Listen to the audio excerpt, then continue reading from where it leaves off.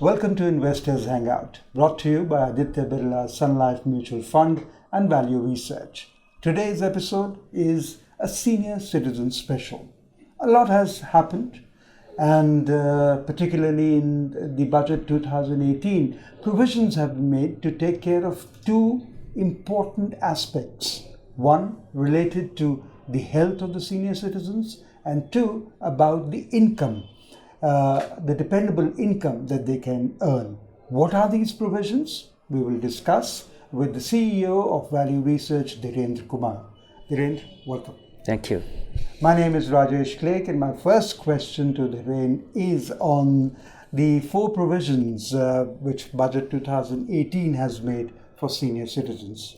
What are these? Would you like to just... Yeah, one key thing was that, 50,000 rupees interest exemption. Okay. The other is, last year a new scheme was introduced, which was Pradhan Mantri Vyay Vandana Yojana, which yields about 8.3%. That limit, the amount of money that you could invest there has been increased to 15 lakh rupees from erstwhile 7.5 lakh rupees.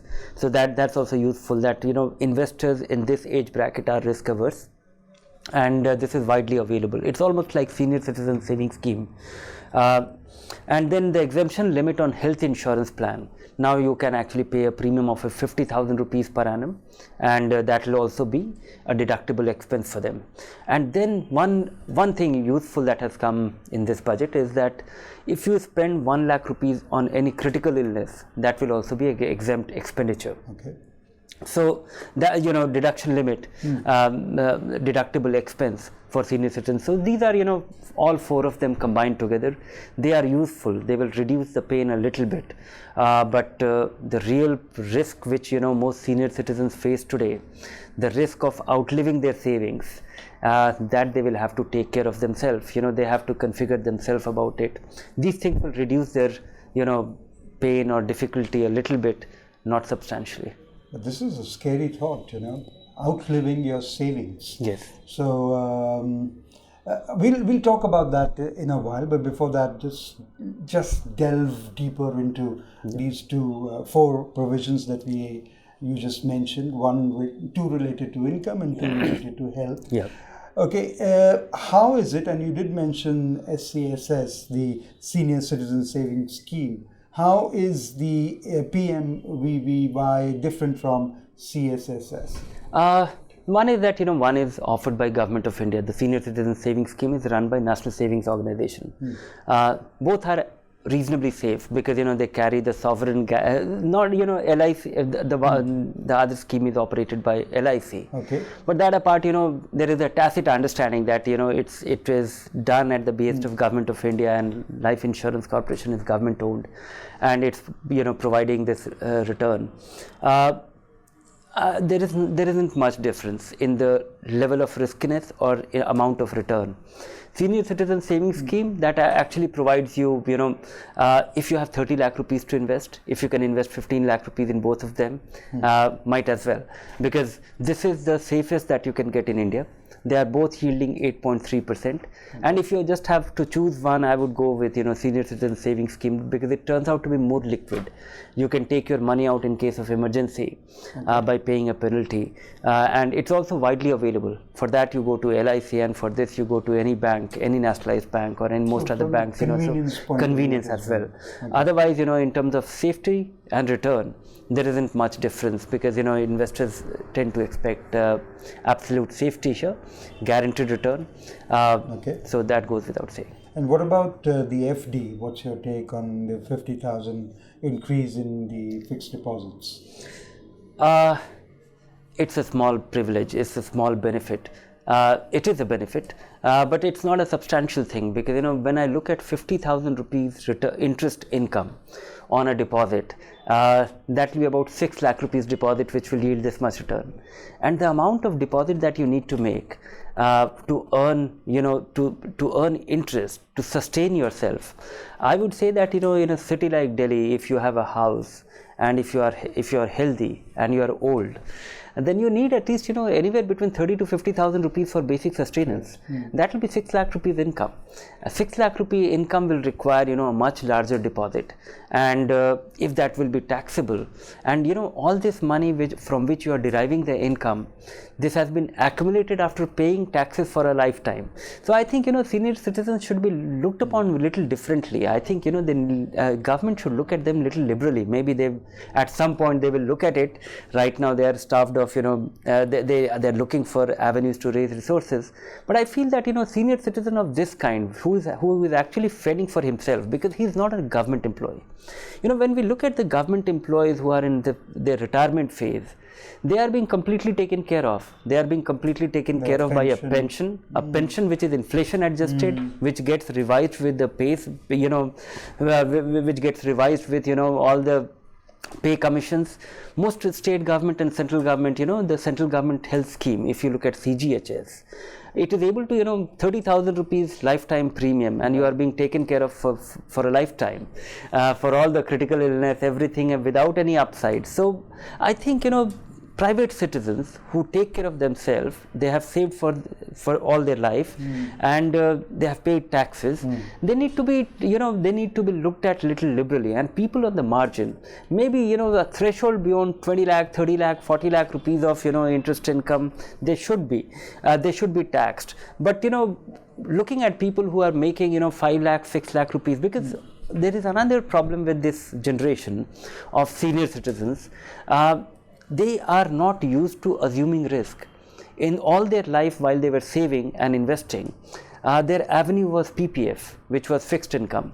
Their avenue was their own provident fund. Their avenue was fixed deposit. Market was not accessible. If market became accessible, it was actually not a very safe place to invest. Most people burned their fingers, never to come back again. Market was not democratized in a manner it is happening today. Correct. So they never had the experience of optimizing their return, understanding the risk. The level of education was also not there. So I think they need to be looked at differently, and but you really need to take care of yourself. You need to plan things yourself little more methodically. It's not too late. If you have the capital, try and optimize your return. Try and optimize your return in a tax efficient manner. It can well be done, because the way these concessions are getting extended as a privilege, I think it should have been my rightful. Okay. So that was the income aspect of it. What about the provisions of health? Health, I like the whole thing that up to 50,000 rupees, because things are getting institutionalized, and 50,000 rupees premium for health insurance for a couple in old age should be adequate for medical emergencies. Okay. But that health insurance of that kind can only take care of hospitalization expense. Today we come across a situation where you don't get admitted in a hospital, but you will still have some need of ongoing spend on your health. So that it doesn't take care of that, but nevertheless it's better than not having one. And the critical illness thing, I think it is good. Increasing the limit, deductible expense on critical illness up to 1 lakh, I would expect that this should be far more liberalized, because we are talking 1 lakh now. What is 1 lakh? And then critical illness, you don't start with with a budget. You just get into a mire of expenditure, and that too, I think it's a failure of our government to provide adequate healthcare in many states in a form which is which is paid for by the taxpayers too. Okay, so these are the two categories, in fact, the 4 provisions that we talked about. Now the next is, my question is very critical, and for I cannot change the direction of the wind, but I can surely adjust my sails to always reach my destination. So related to this is the question, what should be the investment strategy for senior citizens now? They have to embrace risk, and embrace risk carefully in a fairly measured way. Embrace risk doesn't mean that you become reckless. First and foremost, invest a little bit to an extent. in these PMVVY or senior citizen savings scheme, to the extent that you need the essential support of guaranteed fixed income. It entirely depends. Everybody needs a different plan depending on his scale, and the scale could be different. There could be if you are getting pension from the government, maybe you don't need income. But for all other people, if you have any other income avenue, you might have a house from which you are deriving a rent. That could be that is another avenue. Think carefully about it. And in fact, the rental income is not a bad avenue, because mostly it turns out to be an inflation adjusted income. As with rising costs, you are able to even though the worth of the property might be anything, but your whatever rental income you get used to, that gets adjusted with inflation, rising prices, and so despite lower yield, it can still be going up. That apart, you should look at you should carefully budget how much you need every month essentially, and put as much money in that senior citizen savings scheme, or add the rental income or any other avenue of income that regular income that you have. Rest of the money, all the money from which you do not need to derive that regular income, that needs to be invested in some kind of asset allocation, which is coupled with equity.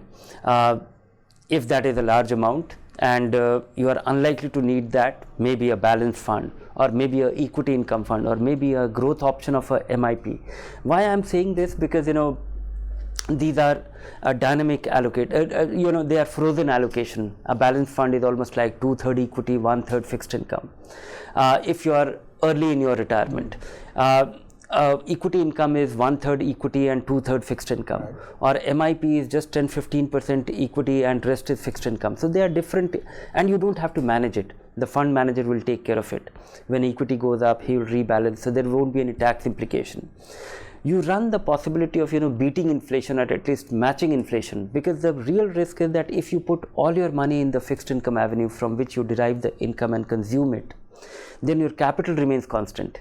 When your capital remains constant, the need for inflation adjusted income over time, that will not be fulfilled. So when you have some other additional capital which is growing at a higher rate, you are not withdrawing from that, whatever that amount be. So you need to really work on this plan.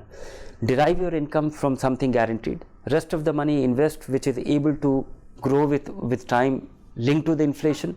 And if you are able to match inflation or beat inflation, you will have enough capital to support a rising income. Else you will your need for higher income, if that has to be derived from that frozen capital, your capital will be eaten in your lifetime. Okay, so what percentage should that be? There isn't a thumb rule, and it requires careful planning for each individual, because it is entirely a function of your need for income and how much capital you have, which varies from every person, from person to person. But I think if I have to really work on a calibrated plan, and if you are really short on capital, I would say that a conservative plan will be that don't even go for that fixed income avenue. Put your money in a calibrated way, in a period of 6 months to 3 years, depending on your scale. Put your money in a frozen allocation, something like a MIP or equity income fund, which is a conservative allocation. So 25% of that? No, all of it. All of it? All of it. And because only 25% of that money will be in equity, but spread it over a period of time so that you don't, you eliminate the risk of catching a market high. And then have a withdrawal plan of just anywhere between 4 to 5%. 4 to 5% withdrawal plan from such a fund, from such an investment, will ensure that you will have your capital will be protected. It will be able to protect its worth. Okay. Not only it will protect its worth, because of the rising worth of your capital, you will be able to increase your income over time. So 2 years from now, you can give yourself an increment of 10%, and that 4 becomes, say, 6. No, 4 remains 4, but your capital becomes larger. So, so the 4 of a larger amount will actually become more. Okay. So, in that sense, if your capital goes up by 10%, so your income from that increased capital will be higher. So if you had a lakh of rupees of capital and you are earning 4,000 rupee, and that 1 lakh rupee becomes 2 lakh rupees, then that 4 lakh rupees, 4,000 rupee will actually become 8,000 rupees. So because the need for increasing your capital base, that will be met, and if you are actually doing a 4 to 5% withdrawal rate, you will eliminate the possibility of consuming too much of your capital. And over time, as and when it increases, as and when your capital grows, then then your income rises. And so to begin with, be conservative with your withdrawal. You will have to assume this risk because all other fixed income avenue will not help you beat inflation or protect the worth of your capital. And how do they circumvent through the LTCG? Oh, LTCG, this plan is also very LTCG compliant or efficient. It will be able to, because the whole idea is that when you make a deposit and when you get this interest income, it is recognized as your income and it is taxed. And now the finance minister has said that up to 50,000 rupees I won't tax you. Okay. In this case, what happens is you are actually taking your capital out. The first in first out principle is being implemented. So initially you don't have much of a gain, or your gain is on the overall investment, but it will actually, from a taxation point of view, it will look like you are actually taking your money back, and which is true accounting wise. So your tax liability will be very minimal, and only over a period of time when you have larger gains, then that tax will get triggered. But after 2-3 years, you will have the privilege of being indexed, getting a lower taxation rate. And anyway, long-term capital gains is 10%. It is far lower than the marginal tax rate, because it could be 20%, 30%. So even in the most crudest form, taxation of capital gains is concessional than income. So that itself is good. And then by following this withdrawal plan, you will be able to save on taxes substantially. In initial years, it could be virtually nothing. So I hope you paid attention to what Dhirendra has said. The best preparations for tomorrow is by doing your best today. So go for it, what Dhirendra has said, and ensure that your future is safe. We move now on to the Q&A part of this episode. And the first question is by Aditya. He writes that my mother retired 3 years back and receives monthly pension of rupees 25,000. She invested 15% of her retirement funds in fixed deposits, 55% in balanced fund, and the rest in liquid funds with STP to balanced funds. Should we add more FD given that interest up to rupees 50,000 is now exempt? No, I think one should not be guided primarily with the view of, if there is a need for income, maybe. If your mother needs more than 25,000 rupees a month to supplement her pension income, then you should consider that, because the need for periodic regular income. If that is not the need, then I would suggest that if this is the money which you would like to maximize the return, don't get carried by this long-term capital gains, or don't get distracted by this long-term capital gains tax. Maximize the return on your money. If 25,000 rupees is adequate income, then move all this money to balance fund. Have a little bit of fixed deposit as an emergency fund for herself. Besides that, all that money should be in balance fund, because maximizing return and accessible, if your money is invested and growing very well, and on the larger growth, compromising on lower return and compromising on settling with lower return just because you will be able to get a tax exemption on the 50,000 rupees interest is not a great idea, because balance fund will be able to beat inflation, will be able to maximize your return. You should do it only if it is needed. Okay. The next question is from Rahul, who says that how are NPAs tier 2 withdrawals taxed? They will be taxed exactly like a mutual fund. Okay. Because now tier 2 will be taxed exactly any debt fund. That is how it was taxed earlier, and that is how it will be taxed now. Cool. So Bala Subram has written in, and it's an interesting one. Is the LTCG tax calculated scrip by scrip basis or an overall portfolio? Will we be able to know the LTCG tax liability from value research?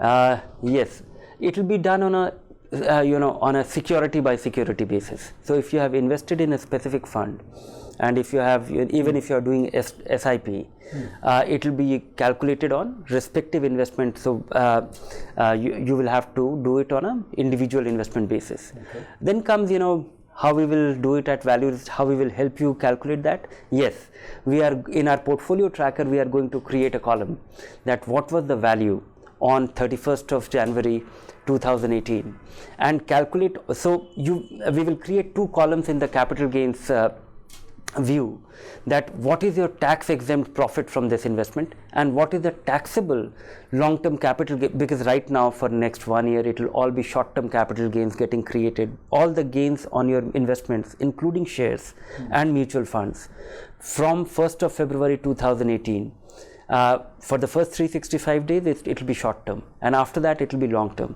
So we will tell you what is the taxable short term capital gains and what is the taxable long term capital gains tax and what is the tax exempt. So all your gains, there will be three parts to it: exempt profits, tax, short term capital gains tax, taxable profit, and long term capital gains. So very soon you will have this enhancement in our portfolio tracker. So do avail of this and enjoy. And it's a free service. It's a free service. It's a free value addition from Value Research. ML Call has written in saying, is standard deduction of rupees 40,000 also available to senior citizens who have only interest income?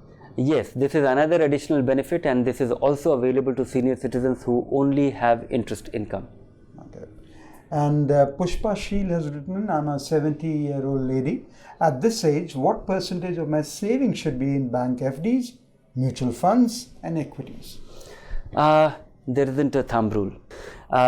You should total up all your assets, all your financial assets, and look for, do some estimation of what is the likely money that you need to sustain yourself every month. You should also provide liberally for the emergency needs, having that money in a deposit just in case, you know about your health conditions or the support system that you will have. Nobody knows it better. So do some estimation and err on the side of caution. Be little liberal with that. If you think that your emergency need should be 3 lakh, maybe provide for 5 lakh if you have the window. So once you have taken care of your income needs and the emergency need, rest of the money should be in long-term investment, because that is long-term investment. That will have two advantages. One is that you will be able to supplement your income requirement as it will rise with inflation. So 2 years from now, 3 years from now, if you need 15% more income, that money will be able to provide you that long-term investment, growth-oriented investment will be able to provide you that kind of support. That apart, assuming that you don't have income, you will simply leave a larger state for your successors. So, optimizing return on your investment should be an objective, should be an important objective. You should keep it in mind. Just being risk averse for the sake of it is not a good idea. You should try and reduce your risk as much as possible with your behavior, with your discipline, with your grit, with your with your method of investing, with diversification. And don't get greedy about it, don't speculate with the money. But equity per se is not a risk. The way you invest in equity actually increases the risk. If you are methodical about it, you will be able to, and optimizing return on your investment is not optimizing return on your investment is a risk, because if you don't optimize your return, then you run the risk of simply having less money when you don't have any avenue of supplementing your income in old age. Planning, huh? It's all about planning. It is an important thing, and it should not be looked upon, because most people look at markets or equity market as something which is speculative, has to be tried out, mostly it doesn't work. No, this is the only avenue to actually optimize your return or beat inflation, and most people have experienced in the past, which is not of a very desirable kind. So be at it, understand this, understand little bit about it, and if you follow these basic rules, I think things will be very nicely in place. And I think the mindset also has to change. That mindset about fixed deposits, that's it, that's the best thing. Buy gold, perhaps that will help me. Yeah, in fact, one has to get out of that. All of it is wrong, and all of it has been, somehow being, just being, reinforced by the market environment, because the jewelers will tell you, or the real estate. So a lot of things are changing, and if investors are, or savers are realizing it. That things did not work out the way they expected, the way they expected, and being methodical about these things is crucial. It is very important for your financial well-being at a time when you won't have enough time to really mend your ways. So and understanding this conceptually, without that conceptual understanding, it looks like a game. That because if you look at many a times of course these questions are far more objectively written, but many a times people ask me the most popular question which we get, and for all these years including now, is that where to invest now, which is the best thing to invest now. That is a wrong question. The best place to invest is what will fulfill your need, and that changes for every person. There could be a young person who needs to invest. We will assume that he needs to invest for the long run, but his investment could be for the very short run, for some consumption in the next 1.5 years. And there are old people who need to really invest for the long run, because their need for income is met elsewhere. So all their investment could still be long term. So it entirely depends on you.